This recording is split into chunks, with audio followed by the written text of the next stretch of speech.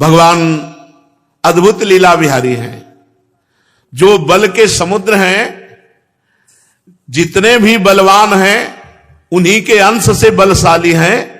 आज वो महाबली प्रभु भागने की लीला करते हैं, रण से भागने की लीला करते हैं, इसलिए पहले उनकी जय बोलते हैं।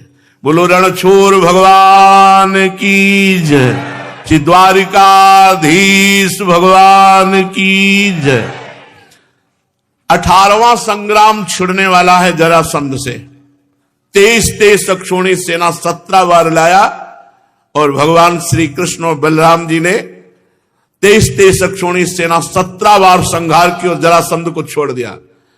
18वीं बार उसने बहुत से तपस्वी ब्राह्मणों को अनुष्ठान में बैठाला था और कहा 17 बार हार गया हूं, अगर 18वीं बार हारा तो आप सब ब्राह्मण लोग, बहुत ब्राह्मण भक्त था।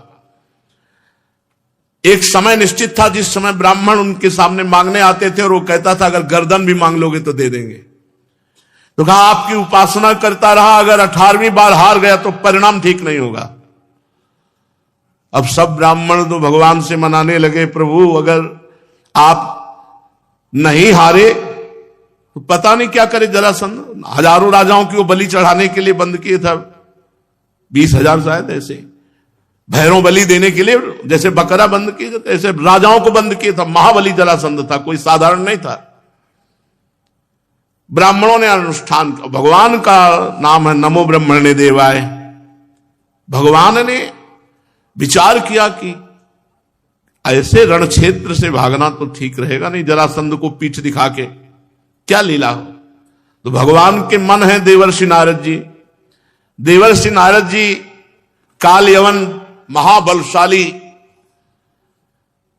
उसके समीप गए। देवर्षि नारद जी एक ऐसे संत हैं, कहीं भी जाओ सब जगह सम्मान होता था। कहीं भी राक्षस के पास भी जाए तो पूजा करेगा, देवता के पास जाए तो पूजा करेगा, सबको पता था नारद जी हमारे हित ऐसे। काल यवन ने कहा महाराज त्रिभुवन में कोई हमारा जोड़ नहीं रह गया लड़ने वाला। तो देवर्षि नारद जी ने कहा अभी तुम्हें पता नहीं है, श्री कृष्ण चंद्रजू मथुरा में विराजमान, तुम्हारे जैसे वीरों को खूब अच्छे से तृप्त कर देंगे। काल यवन ने कहा मथुरा में क्या नाम है? श्री कृष्ण। कैसा रंग है? सांवला। अवस्था नव किशोर, 4 भुजाएं, पीतांबरधारी। बोले बस आप निश्चिंत रहो, मारा गया। देवर्षि नारद जी की प्रेरणा से 3 करोड़ म्लेच्छ सेना लेकर काल यवन ने मथुरा को घेर लिया। उधर 18वीं बार 23 अक्षौणी सेना लेकर जरासंध चल पड़ा। गुप्तचरों ने भगवान को सूचना दी जरासंध का 18वीं बार महासंग्राम होने वाला है। भगवान बलराम जी से कहा ये तो बड़ी समस्या हो गई, 3 करोड़ म्लेच्छों ने मथुरा को घेर लिया और 23 अक्षौणी सेना लेकर 18वीं बार जरासंध आ रहा है। अब तो जरा सी भी चूक हो जाने पर मथुरा वासियों को कष्ट हो सकता है। इसलिए भगवान ने समुद्र में एक पुरी की रचना की, द्वारिकापुरी की, किले की रचना की। बलराम जी से सलाह की और बीच समुद्र के बीच में 48 कोस लंबाई और चौड़ाई ऐसे किले की 48 कोस, जिसमें संपूर्ण मथुरा वासियों को सुरक्षित रखा जा सके। आदेश किया विश्वकर्मा को, वहां है थोड़ी कि अब काम शुरू होगा, साल 2 साल में पूरा होगा, मिनटों में काम पूरा होने वाला। गली महल सभा भवन सब, सुंदर नगर की रचना, उद्यान, विचित्र उपवन, दिव्य दिव्य लताएं, सोने के ऊंचे शिखरों वाले महल जो आकाश से बात करते, स्फटिक मणि की सुंदर सुंदर चबूतरे, बहुत सुंदर निर्माण द्वारिकापुरी का विश्वकर्मा जी ने किया। उग्रसेन वसुदेव जी और समस्त अपने निज परिकर को भगवान श्री कृष्ण बलराम जी ने योग माया के द्वारा मथुरा से सीधे, आसपास तो 3 करोड़ म्लेच्छ लगे हुए हैं, सीधे द्वारिकापुरी में पहुंचा दिया। देवराज इंद्र ने पारिजात वृक्ष भेंट दिया जो द्वारिकापुरी में विराजमान। भगवान ने दिव्य सुधर्मा सभा की रचना की। वो सभा ऐसी की भूख प्यास बुढ़ापा, शरीर से पसीना निकलना, थकावट, ये सब कुछ नहीं हो सकती उस सभा में बैठने की। वरुण जी ने श्वेत घोड़े, जिनका एक एक कान श्याम वर्ण का था, जिनकी चाल मन के समान तेज थी। धनपति कुबेर जी ने 8 निधियां भेज दी। भगवान की समस्त विभूतियां आकर के द्वारिकापुरी में एकत्रित होने लगी। सभी लोकपालों की भगवान श्री कृष्ण ने जो जो शक्तियां सिद्धियां दी थी वो सब भेंट की। भगवान श्री कृष्णचंद्र जी की द्वारिकापुरी में सब निधियां सिद्धियां विराजमान हैं, लोकपालों की विभूतियां विराजमान हो गई।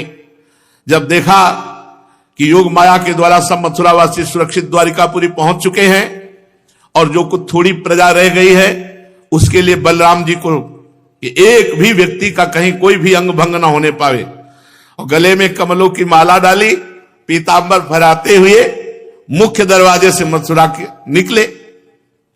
तम विलोक्य विनिष्क्रांत मुज्जिहानमिवोडुपम दर्शनीय तमम श्यामम पीत कौशेवाससम श्रीवत्स वक्ष संभ्राजत कौस्तुभा मुक्त कंधरम प्रसुदीर्घ चतुर्बाहुम नौ कंजारुणे क्षणम। भगवान जब मथुरा के प्रधान द्वार से निकले उस समय ऐसा मालूम हो रहा था एक साथ कई चंद्रमा उदय हुए हो। नील श्याम कांति, श्यामल शरीर अत्यंत दर्शनीय, उस पर रेशमी पीतांबर बिजली की कांति जैसा, वक्षा स्थल पर स्वर्ण रेखा, श्रीवत्स का चिन्ह, गले में कौस्तुभ मणि, अजान बाहु, लंबी लंबी भुजाएं, हाल में खिले हुए कमल के समान कोमल रत्नारे नेत्र, मुख पर मुस्कुराहट, आनंद की राशि राशि अटखेलियां, कपोल की छटा ही निराली, मंद मंद मुस्कान, जो देखे उसका चित्त चुरा ले। कानों में मकराकृत कुंडल झिलमिल झिलमिल कर रहे हैं। नारद जी ने ऐसा ही बताया था। प्रधान द्वार पे काल यवन खड़ा था, आसपास म्लेच्छ सेना घेरे हुए थी। काल यवन ने निश्चित किया यही श्री कृष्ण है, क्योंकि जैसा बताया था देवर्षि नारद जी ने वैसा है। श्रीवत्स चिन्ह, 4 भुजाएं, श्याम शरीर, कमल नेत्र और बनमाला धारण कर मस्ती से निकले, और बड़ी चंचलता है नेत्रों में।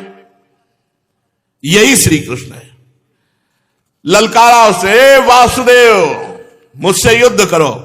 कालयवन ने, भगवान ऐसे डर पे मानो जैसे कोई डर रहा हो कालयवन से। कालयवन ने देखा है तो डर गया हमारी केवल आवाज से। कालयवन दौड़ा, जैसे वो पैर बढ़ा रहा है वैसे भगवान भागने के पैर बढ़ा रहे। कालयवन ने कहा तो कह रहे थे बहुत वीर योद्धा है, अभी तो आवाज दी और सिकुड़ गया, और हम दौड़े तो भाग पड़ा पीछे की तरफ। भगवान जी देखा कालयवन आया, रणभूमि से भाग पड़े। बड़े बड़े योगी जन जिनका ध्यान धरते रहते हैं, कालयवन उनके पीछे दौड़ा। भगवान रण छोड़कर भागे। कालयवन को इतनी दूरी बनाए थे कि अब पकड़ा तब पकड़ा। भगवान से कहता, अरे आपकी इतनी महिमा है वासुदेव, कैसे तुम भाग रहे हो, थोड़ा तो हमसे युद्ध करो। भगवान और भाग रहे, पीतांबर कस के। कालयवन पीछे भागा, भगवान एक गुफा में घुस गए। कालयवन उसके पीछे पीछे आवाज करता हुआ जा रहा, अरे यशस्वी यदुवंश में पैदा हुए हो, युद्ध छोड़कर भाग रहे हो, तुम तो इतने बड़े वीर हो कि कंस को मार दिया, थोड़ा तो रुको, हमारी भुजाओं का तो आनंद लो। भगवान गुफा में चले गए। अभी उसके इतने भाग्य नहीं थे कि भगवान का स्पर्श पा लेता। वो आक्षेप करता रहा, भगवान गुफा में प्रवेश कर गए। कालयवन भी पीछे गुस्साता हुआ प्रवेश किया तो वहां सो रहे थे महाराज मुचकुंद। भगवान ने अपना पीतांबर उड़ा दिया।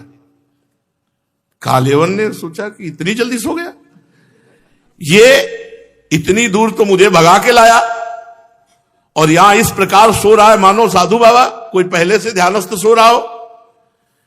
अभी हमारा परिचय नहीं जानता। कालयवन ने गुस्सा के एक लात मारी कस के। जो ही लात मारी सोई, जो सो रहे थे वो उठ गए। जो ही उठे और आंख खोली सोई, वो आग लग गई कालयवन के शरीर में, भस्म हो गया। देखते ही मुचकुंद महाराज के काल यवन के शरीर में आग लग गई, तत्काल भस्म हो गया। राजा परीक्षित ने पूछा, भगवान केवल दृष्टि खोलने मात्र से काल यवन जैसा महाबलवान जलकर भस्म हो गया है, कौन पुरुष थे, किस वंश के थे, ये शक्ति उनमें कैसे आई, किसके पुत्र थे, आप कृपा करके बताइए कि वो पर्वत की गुफा में जाकर क्यों सो रहे थे। श्री सुखदेव जी महाराज कहते हैं, परीक्षित वे इक्ष्वाकु वंशी महाराजा मानधाता चक्रवर्ती सम्राट, उनके पुत्र राजा मुचकुंद थे। ये बड़े ब्रह्म ऋषियों के भक्त, सत्य प्रतिज्ञ, संग्राम विजयी महापुरुष थे महाराज मुचकुंद। एक बार इंद्रादि देवता राक्षस असुरों से अत्यंत भयभीत हो गए थे, तो उन्होंने महाराज मुचकुंद से प्रार्थना की कि युद्ध में हमारे साथ सहयोग करो। बहुत दिनों तक युद्ध करते हुए महाराज मुचकुंद ने दैत्य और राक्षसों को पराजित किया।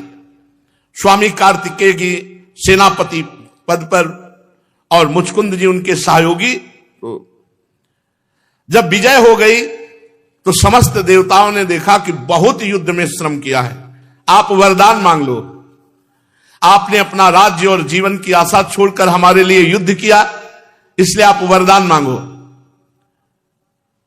क्योंकि आप जितने दिन यहां युद्ध करते रहे, इतने में आपके पुत्र, रानियां, बंधु बांधव, अमात्य, मंत्री, ये सब के सब अंतर ध्यान हो गए, बहुत समय व्यतीत हो गया। आपकी जो इच्छा हो हमसे मांग लो। कैवल्य मोक्ष देने का अधिकार केवल भगवान श्री हरि को है, हम सबको नहीं है, इसके अलावा मांग लो। कैवल्य मोक्ष देने की सामर्थ्य तो केवल अविनाशी भगवान श्री हरि में है। परम यशस्वी राजा मुचकुंद ने कहा, देखो इस समय में वरदान एक ही सुहाई दे रहा, मैं बहुत थक गया हूं, सोना चाहता हूं। तो बोले जाओ, नींद तुम्हें दी, खूब सो आराम से, नींद भर करके जब तुम्हारी नींद परिपक्व हो जाए तब उठना। अगर बीच में सोते समय कोई मूर्ख तुम्हें जगा देगा तो तुम्हारी दृष्टि पड़ते ही वो भस्म हो जाएगा, ऐसा देवताओं ने कहा। और ये बात भगवान को पता थी, तो सोचा काल यवन का हिसाब किताब यहां कर देते हो, मुचकुंद बहुत परहितकारी हैं तो उनको दर्शन भी दे देते हैं। काल यवन भस्म हो गया। सोई मुचकुंद जी आसपास नेत्र दौड़ाए तो देखा जगमग जगमग कांति जिनके अंगों से हो रही है। तमालोक्य घनश्यामम पीत कौसेयवाससं श्रीवत्स वक्षसं भ्राजत कौस्तुभेन विराजितम् चतुर्भुजं रोचमानं वैजयन्त्या च मालया चारु प्रसन्न वदनम स्फुरन् मकर कुंडलम। भगवान श्री कृष्ण का श्री विग्रह वर्षाकालीन मेघ के समान श्यामला, रेशमी पीतांबर धारण किए, वक्षास्थल पर श्रीवत्स, गले में कौस्तुभ मणि, दिव्य ज्योति बिखेर रहे हैं, चार भुजाएं, वैजयंती माला घुटनों तक लटक रही है, श्रीमुख कमल अत्यंत सुंदर प्रसन्नता से खिला हुआ, कानों में मकराकृत कुंडल जगमगा रहे हैं, ओठों पर प्रेम भरी मुस्कुराहट, नेत्रों की चितवन प्रेम की वर्षा कर रही, अत्यंत नवकिशोर अवस्था, मतवाले सिंह के समान निर्भीक चाल। राजा मुचकुंद यद्यपि बड़े बलशाली धैर्यवान, पर भगवान का दर्शन देखकर चकित हो गए, हतप्रभ हो गए, घबरा गए। भगवान का तेज दुर्धर्ष है। तनिक सशंकित कांपते हुए महाराज मुचकुंद भगवान श्री कृष्ण से बोले। राजा मुचकुंद ने कहा, आप कौन हैं? इस कांटों से भरे हुए घोर जंगल में आप कमल के समान कोमल चरणों से क्यों विचर रहे हैं? और इस पर्वत की एकांतिक गुफा में पधारने का प्रयोजन क्या है? क्या आप समस्त तेजस्वियों के मूर्तिमान तेज हैं? कौन है आप? कोई दूसरा लोकपाल इतना तेजस्वी नहीं हो सकता। या तो आप ब्रह्मा हैं, या विष्णु हैं, या शंकर हैं। कौन है? क्या नारायण हैं? मैं समझ नहीं पा रहा हूं। आपके तेज से संपूर्ण गुफा का अंधेरा दूर हो गया। आपकी अंग कांति देखने की मेरी क्षमता नहीं, इतना तेज है। हे पुरुष श्रेष्ठ, यदि आपको रुचे तो अपना जन्म, कर्म और गोत्र बतलाइए, क्योंकि हम सच्चे हृदय से जानना चाहते हैं आप कौन हैं। पुरुषोत्तम, यदि आप हमारे बारे में जानना चाहते हैं तो हम इक्ष्वाक वंशी चक्रवर्ती सम्राट महाराजा मानधाता के पुत्र हैं। मेरा नाम मुचकुंद है, इक्ष्वाक वंशी क्षत्रिय हैं। मैं आपके चरणों में नमस्कार करता हूं। बहुत दिनों तक जागते रहने के कारण मैं थक गया। निद्रा ने मेरी समस्त इंद्रियों की शक्ति छीन ली थी, बेकाब कर दिया था। मैं यहां सो रहा था, अभी अभी पता नहीं किसने मुझे जगा दिया और उसके पापों ने उसको जलाकर भस्म कर दिया। इसके बाद परम सुंदर आपका दर्शन हुआ। महाभाग, आप समस्त प्राणियों के माननीय हैं। आपका दिव्य असह्य तेज मेरी शक्ति को छीन कर रहा है। मैं बहुत देर तक आपको देख नहीं सकता, आपसे बोल नहीं सकता।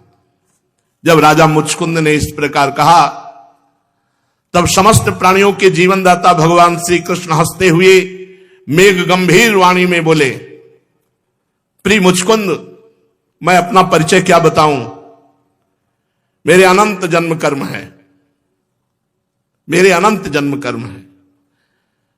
मेरा नाम भी अनंत है, मेरे कर्म भी अनंत है, मेरे जन्म भी अनंत है।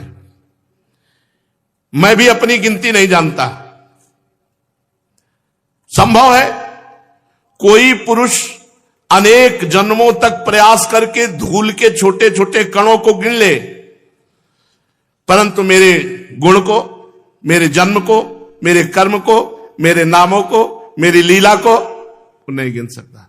हरि अनंत, हरि कथा अनंता। भगवान कह रहे छोटे छोटे कण, धूल कण गिन लो, पर मेरी मैं, इसीलिए वेद भी नेति नेति कहते हैं। राजन, शनक सनंदन सनातन सनत कुमार, ये परम ऋषिगण मेरे त्रिकाल सिद्ध जन्म और कर्मों का वर्णन करते रहते हैं, परंतु कभी उनका पार नहीं पाते। मुचकुंद, ऐसा होने पर भी मैं अपने वर्तमान के जन्म कर्म और नामों का वर्णन करता हूं। सुनो, ब्रह्मा जी ने मुझसे धर्म की रक्षा के लिए, पृथ्वी का भार हरण करने के लिए, असुरों का संहार करने के लिए प्रार्थना की। उन्हीं की प्रार्थना से मैंने यदुवंश में वसुदेव जी के यहां अवतार ग्रहण किया और अब मैं वसुदेव जी का पुत्र हूं, इसीलिए लोग मुझे वासुदेव कहते हैं। अब तक मैंने कालने में असुर जो कंस के रूप में पैदा हुआ था, प्रलंबासुर, बकासुर, अघासुर, पूतनाएं, अनेकों साधुद्रोही असुरों का संहार कर चुका हूं। राजन, ये जो तुम्हारी दृष्टि पड़ते हुए भस्म हुआ, ये काल यवन था जो मेरी प्रेरणा से तुम्हारी तीक्ष्ण दृष्टि पड़ते ही भस्म हो गया। अब मैं तुम पर कृपा करने के लिए गुफा में प्रकाशित हुआ हूं, क्योंकि तुमने पहले मेरी आराधना की है और आराधना कभी भी विफल नहीं जाती। इसलिए राजन, तुम्हारी जो अभिलाषा हो मुझसे वरदान मांगो, मैं तुम्हारी सारी लालसा अभिलाषाएं पूर्ण कर दूंगा। माम प्रपन्नो जनः कश्चिन भूरोर्हति सोचितुम। जो पुरुष मेरी शरण में आ गया उसके लिए त्रिभुवन की कोई ऐसी वस्तु पद नहीं है जो उसे प्राप्त ना हो जाए। ये श्री सुखदेव जी कहते हैं, परीक्षित, जब भगवान श्री कृष्ण ने इस प्रकार कहा तब राजा मुचकुंद को गर्गाचार्य जी की बात याद आ गई कि भगवान का अवतार होने वाला। वो जान गए स्वयं सच्चिदानंद भगवान पधारे हैं। आनंद में भरकर अश्रु प्रवाह करते हुए साष्टांग दंडवत की और इस प्रकार स्तुति प्रारंभ की। विमोहितोयम जनई समायया त्वदीयया त्वाम न भजन्त्यनर्थ दृक् सुखाय दुःख प्रभवेषु सज्जते गृहेषु योषित पुरुषश्च वंचितः। प्रभो, जगत के सभी प्राणी आपकी माया से अत्यंत मोहित हो रहे हैं। क्यों? क्योंकि वे आपसे विमुख हैं। भगवान की माया कब फांसती है? जब आप भजन नहीं करोगे, नाम जप नहीं करोगे, भगवान की अर्चना वंदना लीला कथा इनसे दूरी रहोगे तो माया फांस लेगी। प्रभु, जगत के सभी प्राणी आपकी माया से अत्यंत मोहित हो रहे हैं। वे आपसे विमुख होकर अनर्थ में फंसे रहते हैं क्योंकि आपका भजन नहीं करते। बस सुख की प्राप्ति के लिए घर गृहस्थी के उन झंझटों में फंस जाते हैं जो सारे दुखों के मूल स्रोत हैं। इस तरह चाहे स्त्री हो या पुरुष, सब ठगे जा रहे हैं आपकी माया से। इस पाप रूप संसार से सर्वथा रहित प्रभु, ये भारत भूमि अत्यंत पवित्र कर्म भूमि है। ध्यान दीजिए, बड़ा दुर्लभ है। ये भारत भूमि पवित्र कर्म भूमि है। इसमें मनुष्य रूप में जन्म होना तो अत्यंत दुर्लभ है। और मनुष्य जीवन इतना पूर्ण है कि इसमें भगवत प्राप्ति की सारी सुविधा है, कोई भी असुविधा नहीं। अपने परम सौभाग्य से और भगवान आपकी हेतु की कृपा से जो भारत भूमि में मनुष्य जन्म प्राप्त करके अपनी मति गति को असत संसार के भोगों में लगाकर घर गृहस्थी के अंधेरे कुएं में पड़ा रहता है, आपका भजन नहीं करता, आपके श्री चरण कमल की उपासना नहीं करता, वो ठीक उसी पशु के समान दुर्गति को प्राप्त होता है जो तृण से ढके हुए अंधेरे कुएं में जाकर तृण के लोभ से गिर जाए और वहां सड़ सड़ के मरे। भगवान, मैं राजा था, राजलक्ष्मी के मद में मतवाला हो रहा था। इस मरने वाले शरीर को ही तो मैं आत्मा अपना स्वरूप समझ रहा था। प्रभु, राजकुमार, राजकुमारी, रानी, खजाना, पृथ्वी का लोभ, यही सब मुझे लग रहा था सत्य है। उन वस्तुओं की चिंता दिन रात मेरे गले में लगी रहती। इस प्रकार मेरे जीवन का यह अमूल्य समय बिल्कुल निष्फल व्यर्थ चला गया।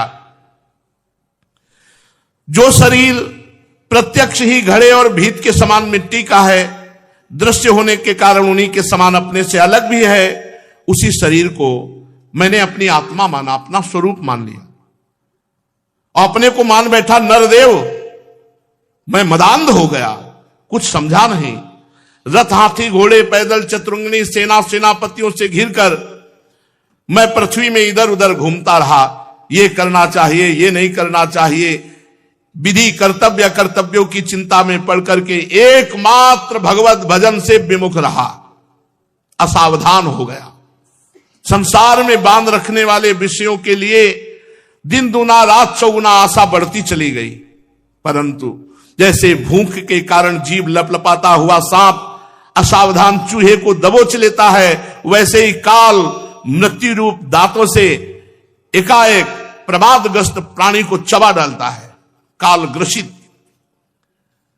प्रभु, जो पहले सोने के रथों पर बड़े बड़े गजराजों पर चढ़कर अपने को राजा नरदेव कहलाता, वही शरीर जब काल का ग्रास बन जाता है तो फेंक देने पर पक्षी खा जाते, विष्ठा बना देते हैं। धरती में गाड़ देने पर सड़कर कीड़ा हो जाता है, आग में जला देने पर राख का ढेर बन जाता है। प्रभु, जिसने सारी दिशाओं पर विजय प्राप्त कर ली और जिससे लड़ने वाला संसार में कोई रह नहीं गया, जो श्रेष्ठ सिंहासन पर बैठता है और बड़े बड़े नरपति जो पहले उसके समान थे, अब जिसके चरणों में सिर झुकाते हैं, वही पुरुष जब विषय सुख भोगने के लिए जो घर गृहस्थी की एक विशेष वस्तु है अपनी रानियों के पास जाता है, तो उनके हाथ का खिलौना उनका पालतू पशु बन जाता है। प्रभु, बहुत से लोग विषय भोग छोड़कर पुनः राज्य आदि भोग मिलने की इच्छा से ही दान पुण्य करते हैं कि मैं फिर जन्म अगला लूं तो बड़ा सम्राट बनूं, ऐसी कामना रखकर तपस्या में भली भांति स्थित होकर शुभ कर्म करते हैं।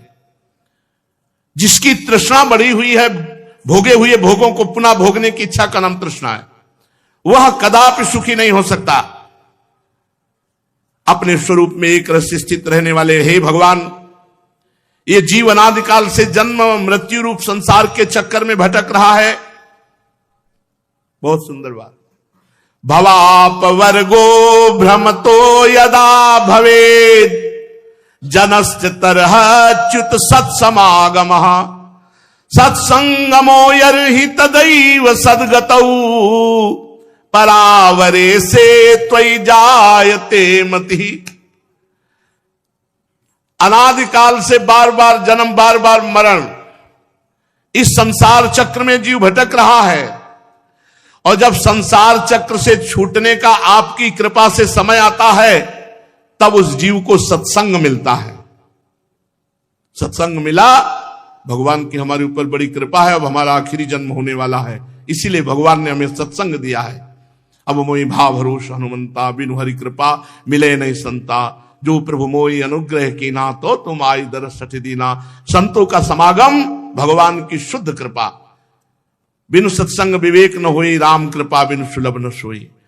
जब जन्म मृत्यु चक्र से छूटने का जिस जीव के ऊपर भगवान की कृपा होती समय आता है, तो उसे सत्संग मिलता है।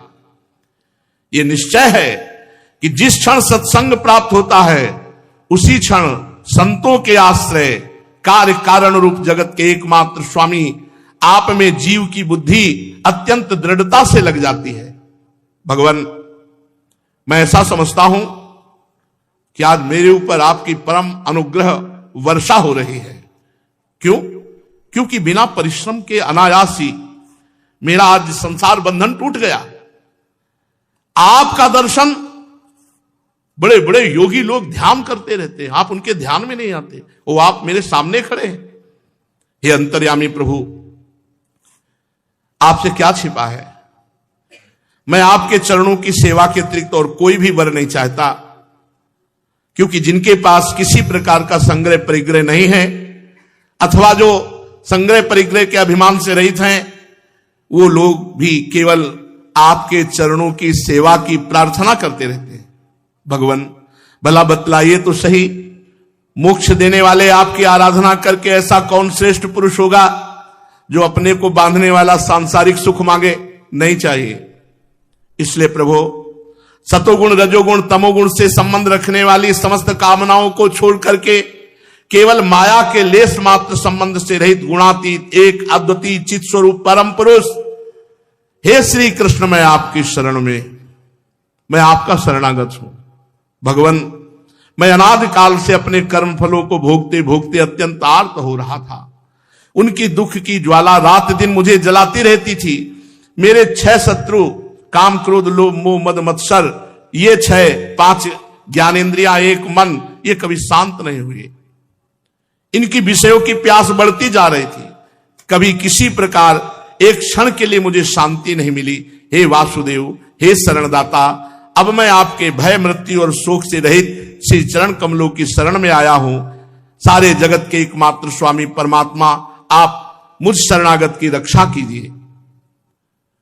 जब ऐसी मुचकुंद जी ने स्तुति की, तो भगवान श्री कृष्ण चंद्र जी ने कहा, सार्वभौम सम्राट, तुम्हारी मति, तुम्हारा निश्चय बड़ा पवित्र है, बड़े ऊंची कोटि के विचार हैं आपके। मैंने तुम्हें बार बार वर देने का प्रलोभन दिया, फिर भी तुम्हारी बुद्धि कामनाओं के अधीन नहीं हुई और मेरी चरण सेवा की बात की। मैंने तुम्हें जो वर देने का प्रलोभन दिया, वो केवल तुम्हारी सावधानी की परीक्षा के लिए। मेरे जो अनन्य भक्त होते हैं, उनकी बुद्धि कभी कामनाओं से इधर उधर नहीं भटकती। जो लोग मेरे भक्त नहीं होते, वो चाहे प्राणायाम आदि के द्वारा अपने मन को वश में करने का कितना ही प्रयत्न क्यों न करें, उनकी वासनाएं क्षीण नहीं होती। राजन, उनका मन फिर विषयों के लिए मचल पड़ता है। आज से तुम अपने मन और सारे मनोभावों को मुझे समर्पित कर दो, मुझ में लगा दो और स्वच्छंद रूप से पृथ्वी पर विचरण करो। मुझ में तुम्हारी विषय वासना शून्य निर्मल भक्ति सदा बनी रहेगी। तुम्हें एक जन्म और लेना पड़ेगा अभी, मुचकुंद जी से कहा, क्योंकि तुमने क्षत्रिय धर्म का आचरण करते हुए बहुत से पशुओं का शिकार किया है और युद्ध आदि में बहुत से सैनिकों को मारा है। अब एकाग्र चित्त से मेरी उपासना करते हुए तपस्या के द्वारा उस पाप को धो डालो। अगले जन्म में तुम ब्राह्मण कुल में जन्म लोगे, नरसिंह मेहता के रूप में, और समस्त प्राणियों के सच्चे हितैषी परम सुहृद, हमारे विशुद्ध भक्त बनोगे। उस समय तुम्हें हमारी प्राप्ति हो जाए। 52 बार भगवत साक्षात्कार हुआ नरसिंह मेहता जी को। 52 बार भगवान बार बार प्रकट हुए उनके यहां।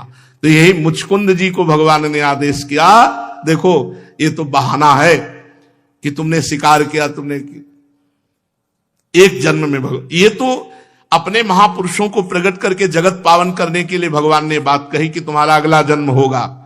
नहीं तो अजामिल वैश्यागामी इतना पाप, लाखों पशुओं की हिंसा की होगी उसने।